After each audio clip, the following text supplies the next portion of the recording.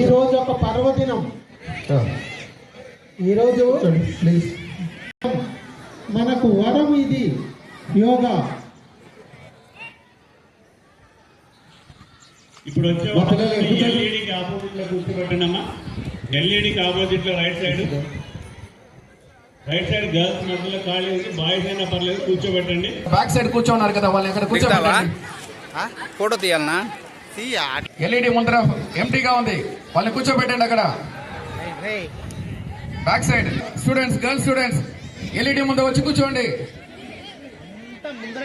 Fast fast.